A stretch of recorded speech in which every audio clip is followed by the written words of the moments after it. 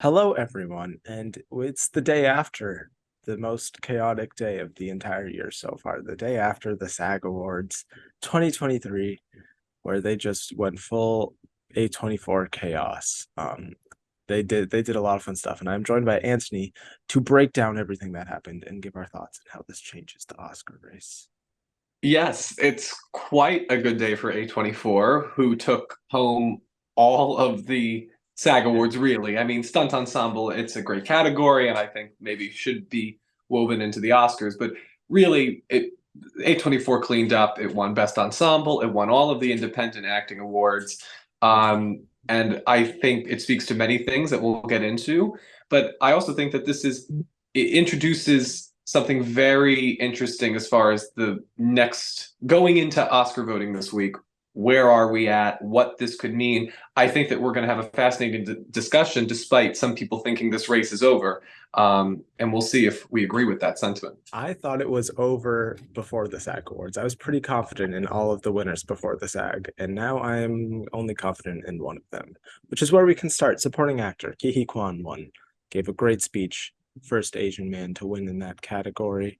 Um, Lovely. That's the only acting category I'm confident in. Any thoughts on this win? I agree that it is the lock of the evening. And yeah, I mean, he's a deserving actor. I think that I wouldn't put too much sway into the BAFTA when it No. just seemed, or the BAFTA loss for Ke Huy Quan, it going to Barry Keoghan. I think that that speaks more to Everything Everywhere, just not maybe translating overseas, it seems. Yeah, But I do think, just side note, I think the fact that it won editing Everything Everywhere at BAFTA, I think bodes that's well a good maybe sign. for Everything Everywhere, especially if we're seeing this surge of support. So we'll see. I mean, never doubt your best sound, best film I'm still editing sticking with Top correlation. Gun, but I'm not very confident in it at all. But Yeah, so we I shall don't know. see. But Is everything ever going to win six categories? That's insane. it's What's the crazy. last movie that won that much? Shape of Water? Uh, No, that didn't even win that many. Oh, La La Land, yes. It One didn't win six. picture though. Yeah, Yes. It's good. Let me take you back to 20s. No, back it to was a crazy time. 2016. La La Land will be brought up again in this conversation. Oh, I I'm can tell sure. you. But yeah, I think Ke Huy Quan, he's a wonderful talent. He gives a great performance. He has a great narrative. I mean, everything's just working in his favor. So yeah, Yes, this is so not. I agree. Not sewn up, and probably the one I'm least confident in now is supporting actress, where, everyone going into the season at the beginning said if Angela Bassett is strongest anywhere, it would be at the SAG Awards, where she's already won for ensemble for Black Panther, the first Black Panther. And everyone was pretty confident going in that it was going to be Angela Bassett, and somehow Jamie Lee Curtis won. I mean, if you listen to the applause when she was first introduced to the ceremony, you would maybe think it's possible, but there's a lot of goodwill towards her. It seems. I'm not even sure. I still want there was no vote splitting. I guess I just it's crazy. She just got most of the everything of our support. I think we see with all the winners here that they SAG more than any other awards body really succumbs to the narrative with actors. I think Jamie Lee has a narrative, Kwan has a narrative, Fraser has a narrative, Yo has a narrative, as opposed to their counterparts. Blanchett doesn't really have a narrative. Butler, not really a narrative. Kwan's doesn't have any counterpart or competition. And then Condon and Bassett does have narrative, but I guess it's the battle of the narratives. But yeah, what you think about this? Yeah, I think that actors in within the SAG organization, but actors in general, I think really care about the process. They care about, they know what it's like to book deals and book films and television shows and maybe not get them. So I do think when you talk about the narrative, I do think that's important because they do care about the actor themselves, maybe more so, if not equal to the performance. Is when it's gotten to this stage, when they've already been validated by the nomination, like the performance has spoken for itself. Now, I do think that that holds a lot of sway. And we've seen them give it to fresher talent. Mahershala Ali was a Yeah, newer face.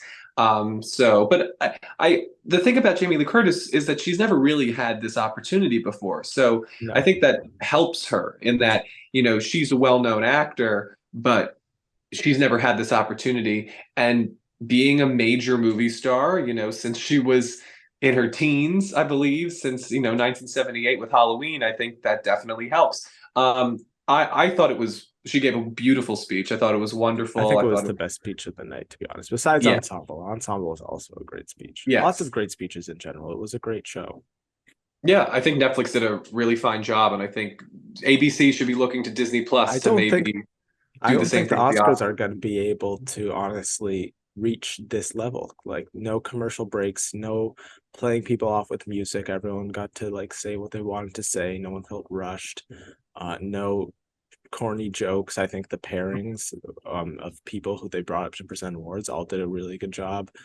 Very smart. Yeah, Whoever put Aubrey Plaza and incredible. Jenna Ortega together.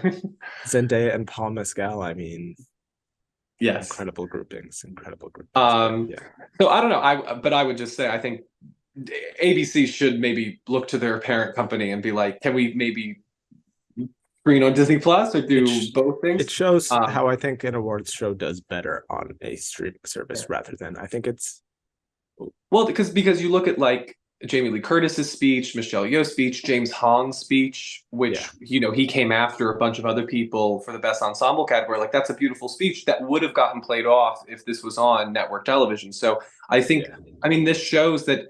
Yeah, and I believe the SAG Awards were trending last night. People were they were. watching. I do think it just shows that if there's trust in that this is going to be a celebration of movies, I mean, that's why people want to watch. You're not going to get people, this idea that if popular movies are in, that's going to get, people who don't watch to watch, or a host is going to get people to watch. You know, I think that's it doesn't make sense because it's not Not like, a significant amount. well, just because when you think about like the Super Bowl, which I think is what the Oscars would love to be for film, people tune in for Rihanna's halftime show. That doesn't necessarily mean they're staying for the rest of the game. So this idea that one thing will get them to watch the whole thing, I think is a little like counterintuitive, but it doesn't mean that you can't, aim for that. I really do think that if they made it, they had it be like the Super Bowl halftime show where you were going to sell these performances with Lady Gaga and Rihanna. Maybe they had a medley of all of them. That could be cool. And then you maybe debut trailers. Like they could do things to Not make it to. better. But I don't know. I agree with you. I think Netflix did a fine job with the telecast last. Is it a You're less telecast? restricted. I guess it's a Yeah. telecast, yeah. But yeah, you're less restricted when it's streaming Yeah. and not on cable. But But back to back to back supporting to Jamie actress. Lee. Yes. I thought you gave a wonderful speech, and because listen, I know I've been beating the Angela Bassett drum, but I think out of the two of us, I I've was been, more confident in the win, yeah, and I'm than not me. anymore. Well, because my whole worry, beyond the fact that it's an unconventional performance in a movie that wasn't as well respected as some of these other contenders, um, Yeah. I do think that what I kept telling myself is that Angela Bassett and Jamie Lee Curtis have the same narrative. They both are overdue actors who are in these genre performances, very different performances. But as far as the necessity to give them an Oscar now, I feel like they end up catching the same level of voter. Meaning And Carrie Condon will I think it's slither possible in. because we've talked about the stat of supporting actress. I think going back to Patricia Arquette in Yeah, 2014, being the Best sole winner. Supporting Actress has been the sole winning, like the sole winning category for its respective film. Whether it's Patricia Arquette in Boyhood, Alicia Mariana Vikander in The DeBose, Danish who did the Girl, thing. yeah, all the way to the current day. Since 2014, Best Supporting Actress has been the sole category for a film to win, and I think that Which you could Angela see this Bassett could happen. also be that, but it could also be Carrie Condon It could be, and I'm saying this under the assumption that over I think Jamie Lee. Everything Everywhere may end up winning Best Original Screenplay, and therefore Banshees would only have this spot to get an award. I'm thinking that's Yeah, very possible. I also think because it fits the type of performance the Oscars tend to go for, and I really do think that what we're seeing, as we've mentioned before, is the Sylvester Stallone trajectory of the popular actor being taken seriously, but only to a point, and then Carrie yeah, Condon is able to come in. Though I do think the thing that hurts Carrie Condon is again she she could be It's purely argued based she's off merit. There's no narrative yeah. with Condon. Well, there's no narrative economy because people, it's a discovery. And, and when you have discoveries with supporting actress, it's usually like Alicia Vikander, where she was coming off of Ex Yeah. Machina and The Man from U.N.C.L.E. Like she had a big year. Carrie Condon's was whether people know her name after Banshees is the big success there. So it would Yeah. be surprising, but they've awarded, I feel like, lesser known names Oh, they before. have. And I Yeah. think so. Well, and I think that the real question is, does Everything Everywhere end up winning 3 acting awards? I think that's a little Mm. crazy. Whether it I wins think that's 2 a is still SAG up for fluke. I debate. don't think Jamie Lee can carry that all the way to Yeah. the Oscars. We'll see. I mean, that speech definitely could have It's a helped. good speech. Yeah, I do still think the thing to keep in mind is SAG voters, it's a body of 150,000 people. The Academy is less than 10,000 people. So you have to keep in mind there's some voter overlap, but there's a significant like larger amount of voters in SAG. And they also lean more populist. I mean, we have TikTokers and influencers in SAG at this point now. Um, so I think you have to keep that in mind. I honestly do think when you look which SAG and BAFTA went, no overlap, 0 for 4 in the acting categories. And when you look at their accuracy, BAFTA is significantly more accurate than SAG. I think I can't remember the last time when the winner was nominated at BAFTA and didn't win. The BAFTAs, there's more voter overlap.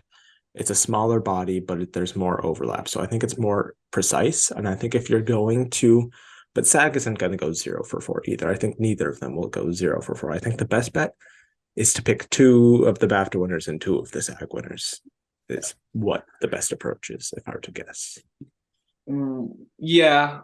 Yeah. I mean, in the end, I think that we were led astray, I think, by the Golden Globes, which is interesting. Yes. But if you look at it as Angela Bassett, because if you discount the Golden Globes, which I think you can, especially this No year, overlap. Yeah. there was Angela Bassett winning Critics' Choice, Jamie Lee Also Curtis no wins SAG, overlap. Carrie Condon wins BAFTA, and then it just comes down to again, I really do think that Angela Bassett and Jamie Lee Curtis might cancel each other out, and Carrie Condon's able to sneak in. Because I do think that, we're going to talk about Tar and the fact that it might go home empty-handed now, given what Tragic. happened at SAG. Are they really going to have Tar and Banshees of Inisherin go home empty-handed? I think the And the possibility of one of Fablemans. them and the Fablemans. Like, I Fablemans feel like definitely is. at this point, yeah, I'm pretty Yeah. certain that that will happen. So the question is, are really all of these movies going to go home empty-handed? And you're like, well, yeah, because that's how we get the rise of the supremacy of Everything Everywhere. But still, I do Yes. think that I don't think it's particularly that strong Banshees though. is beloved. I don't think everything there are some people saying everything everywhere is going to win like 7 categories now, and I don't think it's that strong. I personally would still lean towards Banshees in screenplay. I think that's where they'll want to honor McDonough. And I mean, you even just look at last year with the Golden Globes, people were doubting Belfast, and it won the sole screenplay category there, just like Banshees did. I think it's a more writerly film. I'm very flip-floppy on the category because everything everywhere could also easily win and just sweep those categories. But I have this feeling that it's going to be Parasite. That it's just going to be like, we but that's doubt still it. only won 4 categories though. Yeah, but I think that was that. I think that shows the hindrance that The foreign, foreign language films have, that none of the yeah, actors were able to get in. If you that's just a personal thing. People may no, disagree, but no, I don't know. I it's feel like when there, it's people, clear. yeah, because when people, and I've heard this around, and I think I might be agreeing. When you hear the words "best original screenplay," I feel It's like everything everywhere. you might give it. I don't. So let's have this conversation, because now it's time. Because I do think it's worth talking about, and Do we this want is to finish up supporting actress quickly? well, I am going We're to both predict thinking Condon at Carrie this Condon. point. Yeah. Yes. The BAFTA's more reliable. I think SAG was a fluke. And rooting, I think Bassett is the number 2. I don't think Curtis could win. And I think Bassett could do a Regina King thing, but who didn't win SAG or BAFTA, but Regina King wasn't nominated at either of those places, and Bassett was. They had a chance to vote for her, and they didn't. And those are the only two ceremonies that have voter overlap. She Yeah. won the two other ceremonies that don't. So And I think it says something, SAG gave Best Ensemble to Black Panther, Angela Bassett receiving a SAG award in yeah, 2019. And they've shown in that same year to welcome in popcorn performances. Emily Blunt won Best mhm. Supporting Actress for A Quiet Place. So I think the reason why we were surprised that she didn't win here of all places is that this is like Jennifer Lopez not winning at Golden Globes for Hustlers. Like it just Yeah. like this was the voting body to welcome them in, or Lady Gaga for A Star Is It's Born. funny, it went the opposite way. Everyone was like, Golden Globes, Jamie Lee Curtis, that's where she's gonna win. But SAG, Bassett, and then it just flip-flopped and yeah. It is funny. Um, so yeah, I think we both agree with Condon. So now let's have this conversation about everything everywhere. We've been kind of skirting around the outside. Oscar voting starts on Thursday, March 2nd. Yes. The question now remains. We will not know the results of the WGA, the Writers Guild, but the Directors Until Guild is this in. weekend, yeah. Yeah, the Directors Guild is in. The Producers Guild is in.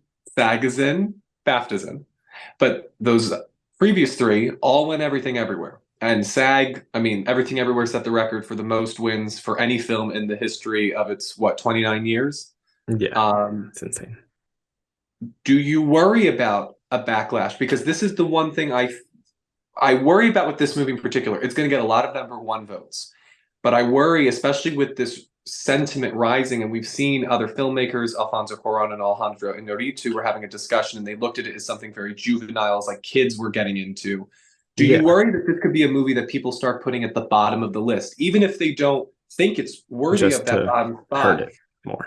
just like La La Land? Because La La Land has the same trajectory, except it didn't win SAG Ensemble, which of course it didn't. It wasn't nominated. There were only two people in the movie. It was also winning a lot more categories too. La It's La winning a lot Land. more categories, but when you think about it, like La La Land won Directors Guild, it won Producers Guild, Emma Stone won SAG, and that was considered somewhat of a surprise because you had Natalie Portman still trying to vie for her spot. People were wondering about Meryl.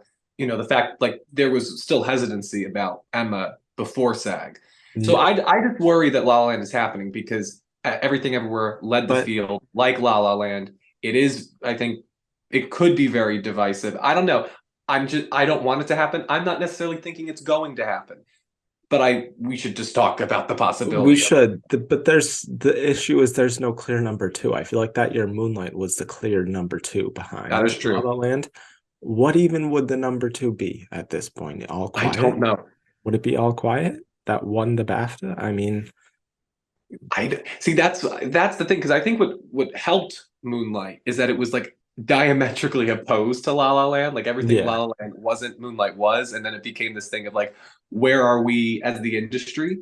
mhm. Um, and so that's just always going to be fascinating about those two movies together. Because Uh, when these voters, like I think with La La Land, or it's happened other times before, when these voters see a front runner, especially late on as voting is beginning, and they push to try and take that front runner down, and they need to have a clear, consistent one that they're all voting for. And I think if they're voting for a different movie and to support instead of Everything Everywhere, I think it's going to be different for people. I think it could be Banshees, could be Fablemans, could be All Quiet, could be Tar.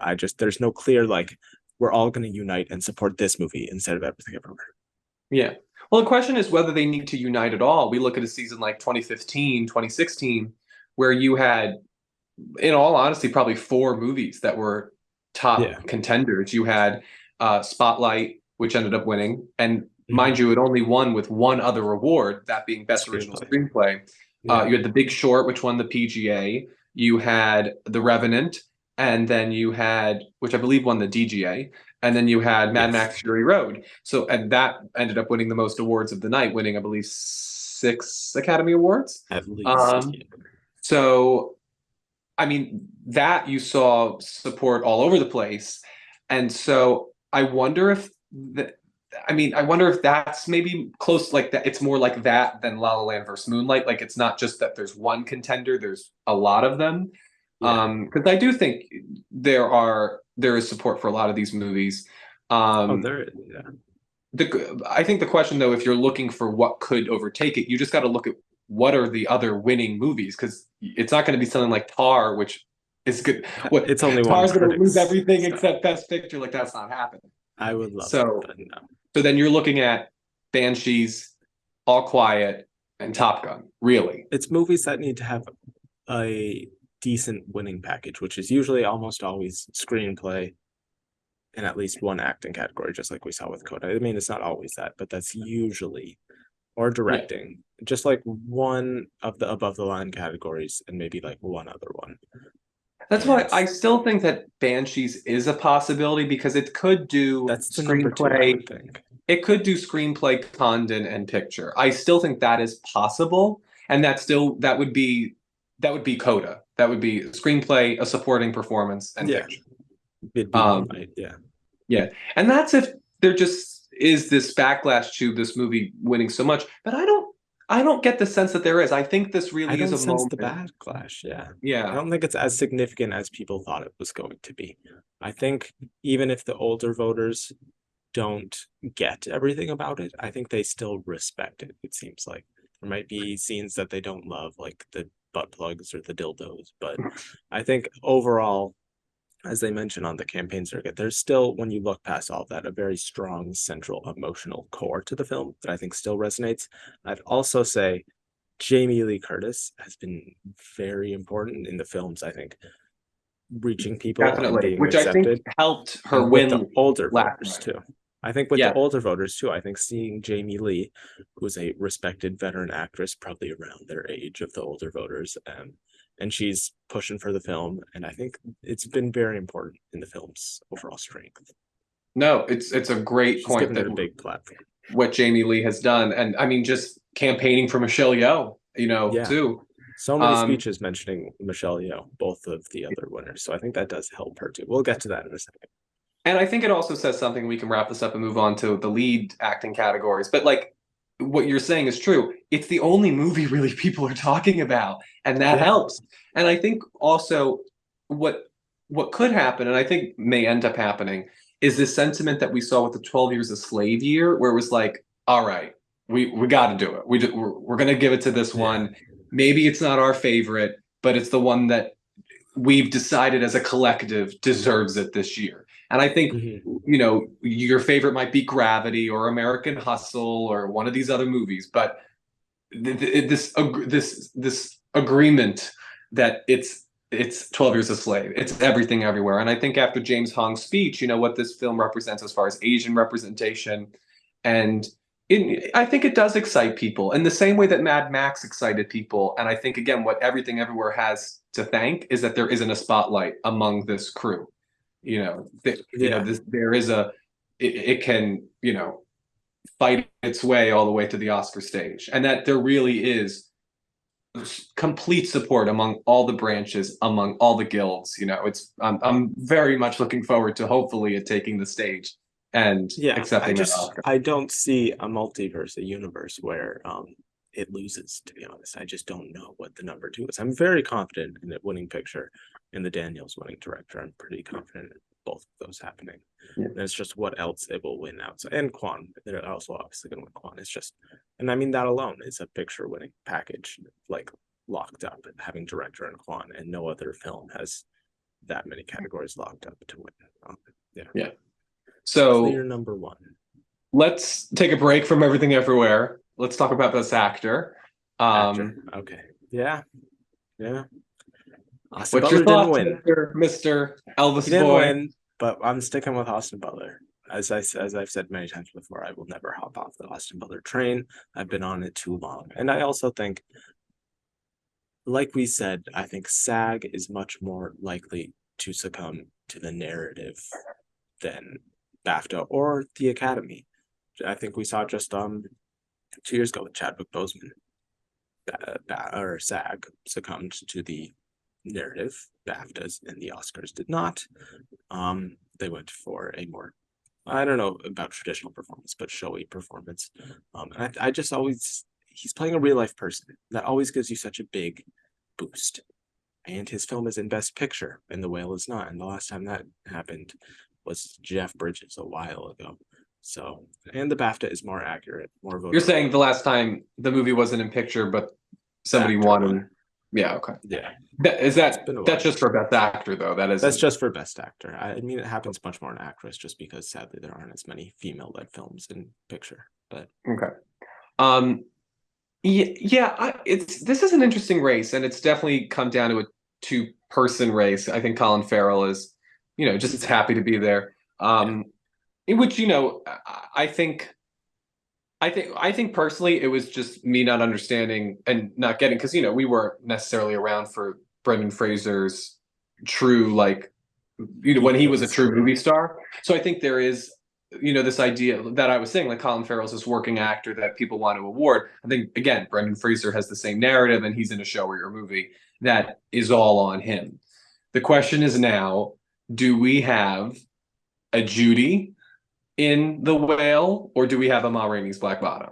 Do we have a performance that isn't in picture but is able to be showy enough to get the award, or lose to another performance that's in picture? Zellweger swept. Fraser's only won SAG, really. And Critics' Choice. I don't put much weight in Critics' Choice, to be honest. I mean, I bet you would if Austin Butler won a Critics' Choice. No, not really. Not really. I mean, Bassett won at Critics' Choice, and now look how that's happening. There's just no voter overlap. I think it would help with speeches, but I don't. He's given good speeches, but I think he would, at least tonight, was definitely overshadowed by Everything Everywhere. Well, everything was overshadowed by Everything Everywhere. Everything was, yeah, but I think those were the more memorable speeches, and I think all right, but the internet is more invested in this whole love for Brendan Fraser and his career rather than actual voters. I think, I mean, when you look at SAG, it's comprised. I mean, it's 150,000 people. There's TikTokers. There's plenty of young people. It's not extremely hard to become a SAG member and vote in SAG. If you're saying that The Whale isn't TikTok popular, I think there's a lot of internet love for Brendan Fraser, and there's a lot more people present on the internet in SAG than there are at the Oscars. I don't think those whale edits. Yeah, you'd be surprised. There are some. I'm aware. I think though. So basically, the state of this race is that if we're discounting the Golden Globes, I think definitely for this race, because of Brendan Fraser's own history with the organization, and that he took a very important moral stand against it, and we salute him for it. But I think that means that despite Austin Butler winning, it kind of makes that whole race at the Golden Globes null and void. And if you're saying get rid of Critics' Choice, not completely, I would say. I honestly think even if Fraser didn't have any of that, Butler still would have still won. That's the kind of performance that the Globes go for. Possible, but I still think Andre Day won there. Yeah, that's true. I still think that as far as our conversation goes, it's hard to include Golden Globes as a swaying factor. Yeah, we can discount that and Critics' Choice, and then you look, BAFTA is more accurate than SAG in terms of who ends up winning the Oscar. That is possible, but I still think that it puts them close to on even ground. So then going into the Oscars, it's closer, definitely. What is more possible? I do think Elvis is very well liked, as we've seen. It's nominated for 8 Academy Awards, including Best Picture. It will likely pick up a few techs, but the idea that Elvis wins for Elvis does track, and he is, I think, beloved in this movie. The question is whether this is Timothée Chalamet, and that he's a younger actor who many people love in a movie that has Timothée Chalamet wasn't playing Elvis in an Elvis movie that got 8+ nominations. Yes, but Timothée Chalamet was still a well-regarded young actor who broke into the scene with this performance, and he is the reason why the movie works. Like, I do think that Timothée Chalamet is the reason for Call Me by Your Name's success as much as Austin Butler. And I would love for him to have won, but there was a lot more, I think, within the Academy, a lot more want to give Gary Oldman an Oscar than there is to give Brendan Fraser one. Gary Oldman is, I think, a much more respected veteran actor. Gary Oldman, that was his second nomination. He was not this Titanic figure. He didn't have a huge disappearance in his career. He was always around doing consistently great work, which I think is respected more by the Academy than Brendan Fraser, who disappeared off the grid for a little bit. Possibly, but I still think that we have here, you love to say that there's usually a link between actor and makeup. That could go for The Whale. What has Whale won in makeup, though? Where has it won? Whereas The Whale won in makeup? Well, again, Elvis has been sweeping. in makeup. It's possible. I'm just saying that the possibility of the whale winning two categories here. Um, I'm I just don't think that we can give it to Austin Butler so easily. Elvis has been winning most of the makeup categories, and the whale I don't think has won anything major there. It's So possible. I think, and you look at the acting and makeup correlation, it's very strong. And he's playing Elvis. It's a real life person. His film is in picture. He won at BAFTA, which is more accurate than SAG. It's definitely a race. Like I'm not like saying I'm as confident in this as I am as Quan in supporting actor, but this is the category I'm second most confident in because of that. I think like, do you really think Elvis is going to win half of its Oscar nominations? You really think it's going to win four? I think it'll win actor, makeup, and costume design. Not production design. No, Babylon has won everything it needed to win that. Okay. Um, so yeah, it's definitely a race. I think that I'm just wary of Austin Butler because when I don't know, I guess because he would have had to have run the Eddie Redmayne campaign. Like maybe this is Eddie Redmayne versus Michael Keaton. Um, and Yeah. I don't know. I, I mean, maybe it is. I think it just for some reason I have difficulty picturing it happening, but it does make sense. So you may be right. I don't know. I wasn't. I To be honest, I was more stupefied by this than Angela Bassett because I was just like, I think we were so ready for him to Austin Butler to win here, and the fact that he doesn't, I think, proves. I mean, because the whale wasn't even in ensemble, so like again, it seems as if Fraser is standing apart from the movie itself. He And also campaigned really hard directly at SAG. There were multiple Q&As with Brendan Fraser, career retrospectives. They didn't actually watch the movie, but they were just having a Q&A with Brendan Fraser with SAG voters. It's like we said, it's the narrative. It's a showy Beatty performance. It is a kind of performance that a lot of actors would love. But I think when you have the whole Academy voting, you see there's a lot more love for Elvis than there is for the whale. it's very possible. I think that I'm right now going to take the alternate approach, not only because it makes these conversations more fun, but You're just going because Fraser. I'm believing in that. When you look at that ballot, it's the one that you like. It is the Anthony Hopkins in The Father. Like it's just the performance that's all encompassing, that pulls you to it. He is the reason that movie, if you believe it works. Um, he has a narrative. I don't know. I feel there are more possibilities with Brendan Fraser as far as why people would want to vote for him. Um, so we'll see. But I do think that Elvis is a really well loved film. It would win more than one Oscar, which I think helps. And he is Elvis. So I Yeah, think I mean, in you're very the Mickey Rourke, Sean Penn year, which is another Darren Aronofsky but Sean Penn already won an directed film. Oscar. No, I'm gonna say Sean Penn won the same awards that Fraser did, and Mickey Rourke has won the same awards so far that Butler has. So that Okay. there's that Yeah. going for him. But I'm leaning, not even leaning. I'm pretty confident sticking with Butler at this point. We'll see. We'll see. I'm interested to see where the talk goes. Where what we're looking at in the next couple of Yeah, days. I agree. I'm not confident in actress though at all.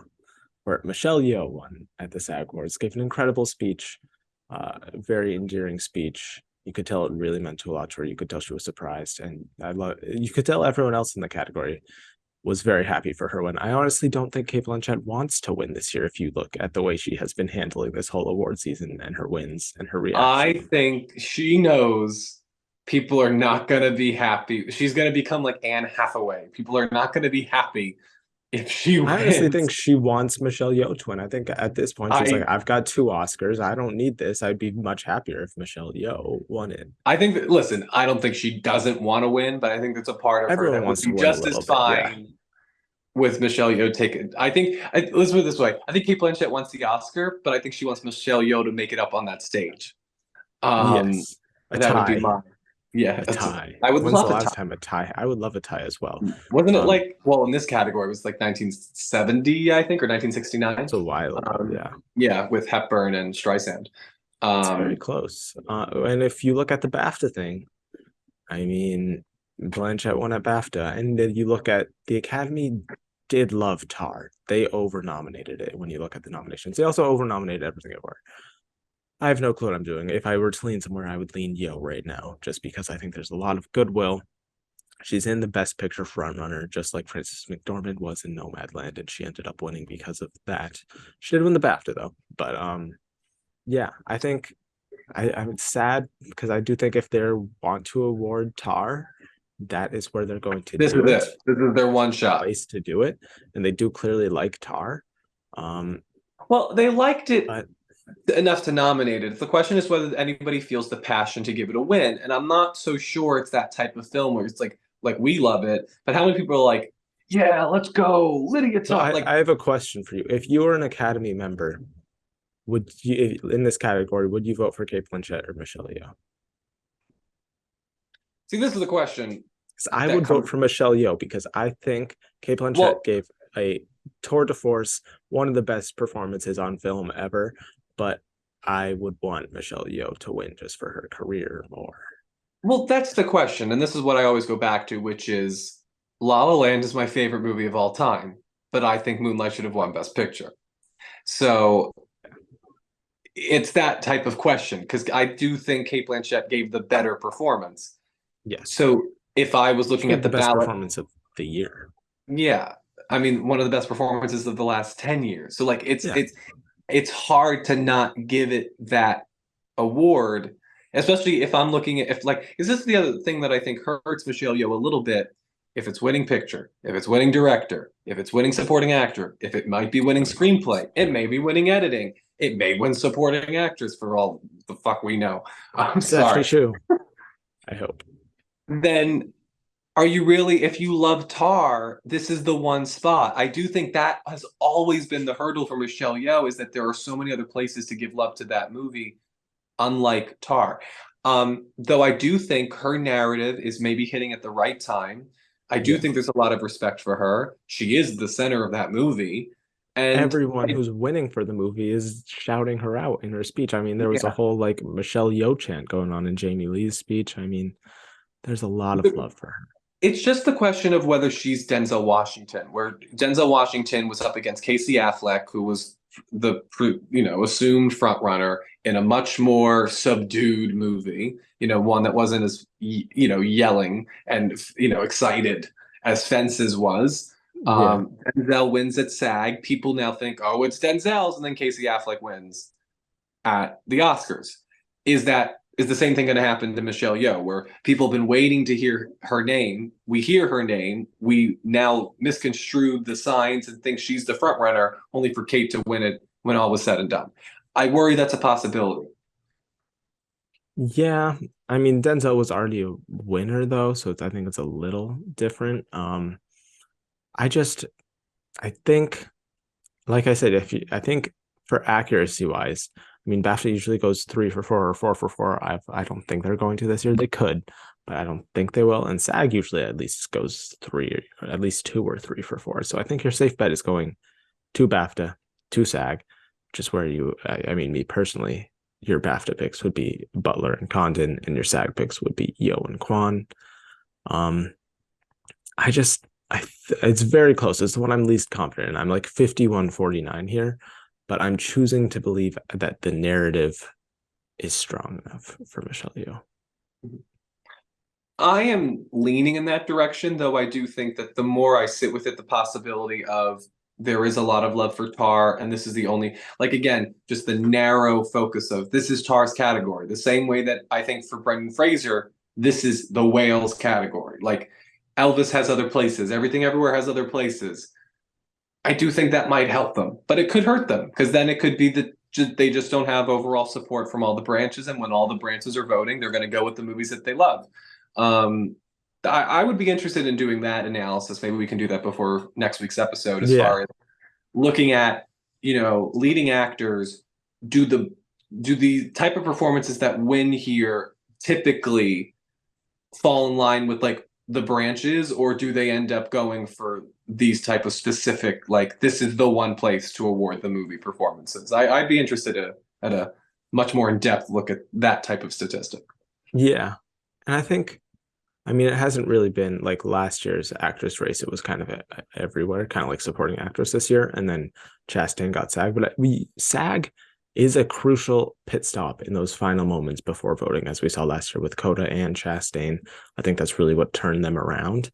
So yeah, I think. I mean, I'm not confident in it at all, but I think the goodwill is going to be strong enough for Michelle Yeoh. But there was a similar year that I'm trying to figure out that this happened, where someone won what was it, Golden Globe and SAG, and someone else won Golden Globe and BAFTA in the actress category, and it Olivia ended up going. Colman. Well, yeah, that's one of them, yes, and it could go that way. I mean, I'm not like confident in this at all, but I'm I'm leaning that way. Which way are you leaning? Are you still leaning Blanchett or you? I'll lean Blanchett just so that we can have difference of opinion. Yeah, Though that may change. I really think that Fraser versus Butler and Yeoh versus Blanchett are the two closest acting races we have seen in a very long time. I honestly think supporting actress is closer than lead actor is. Oh, that too. But I'm just saying, as far as those two categories go, it's as Oh, for compared to sure. previous years. Like I think Jessica Chastain versus Penelope Cruz. It was an interesting, fun last minute thing, but I don't think that was as close as this is. You know, I found the comparison. It was yes. in 1998 where Kate Blanchett won Globe Drama and BAFTA, and Gwyneth Paltrow won Golden Globe and SAG. And guess who won? Gwyneth Paltrow. But what was Kate Blanchett there for? What was the movie? Do you The remember? Elizabeth movie, I'm pretty sure, where What? she was the queen. Yeah, Queen I thought she Elizabeth. won for that one. No, she won for Blue Jasmine and Aviator. Those Oh, are her really? two Oscars so Oh, far. okay. Yeah. Oh, she was nominated for both Elizabeths. That's why I was like, Yes. didn't she? She's Um, played well, Elizabeth multiple times, I believe. BAFTA was a fan of her, Elizabeth. I think for good reason. It's Yes. it's very interesting. I think overall, and this seems to be where we're wrapping up for today, because ensemble. We've talked about everything Everything everywhere Everywhere won and gave a holistically. great speech for James Hong, and it's going to win Yeah, picture.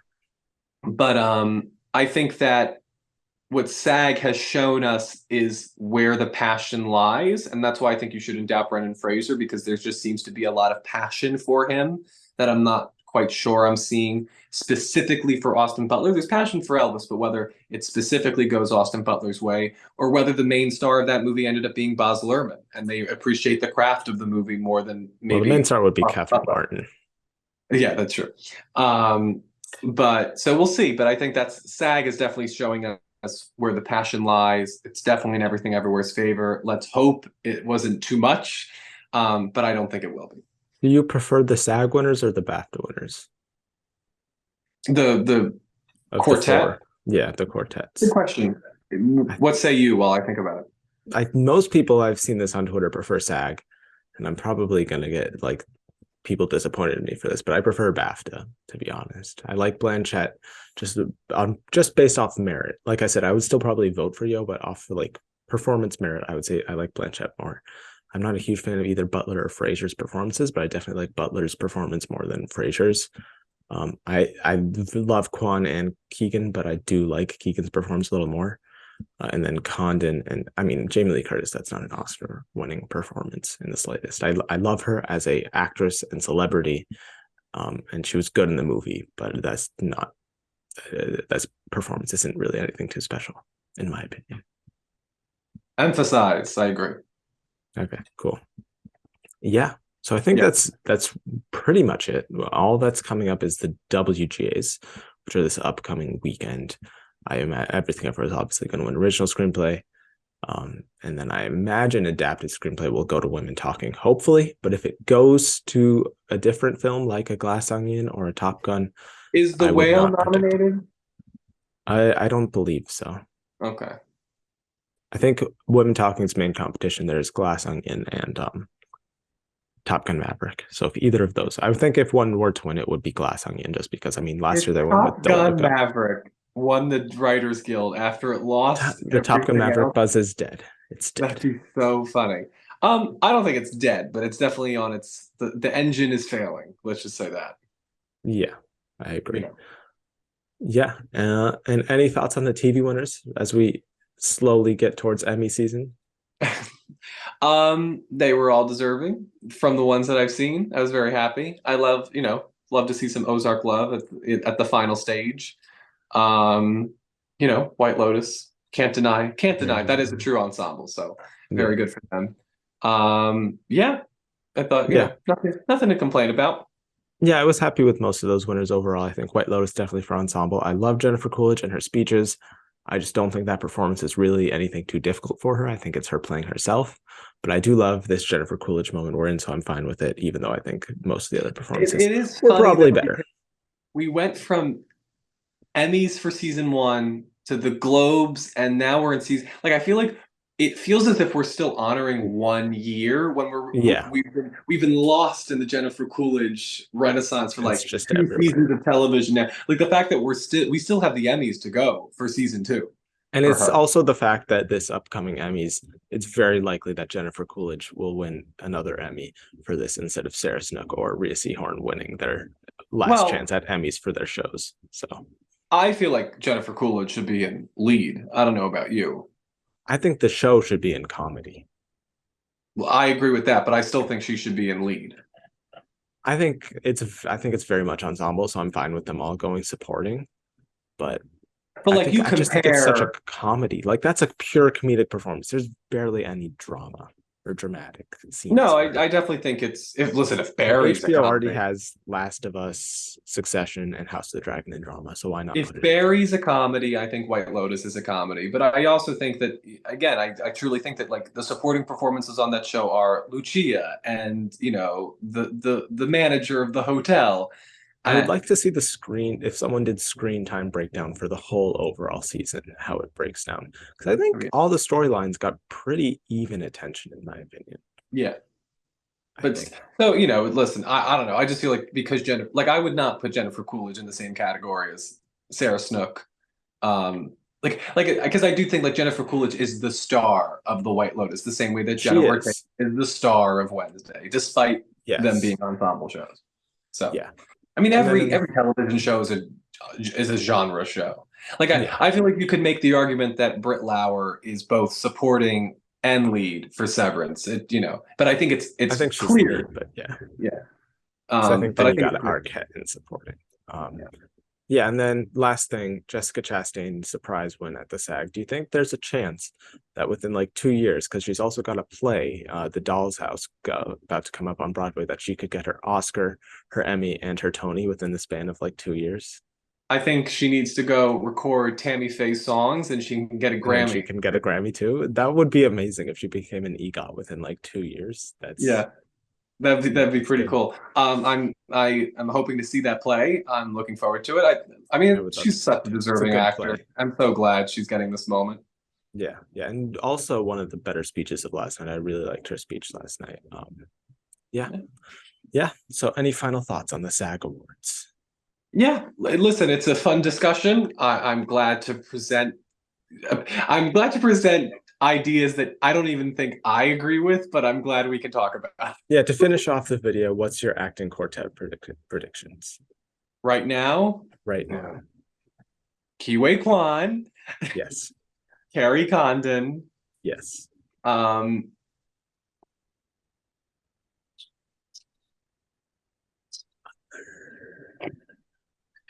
um, Paul Mescal, and Okay, I'll Andrew take that. Ryborough.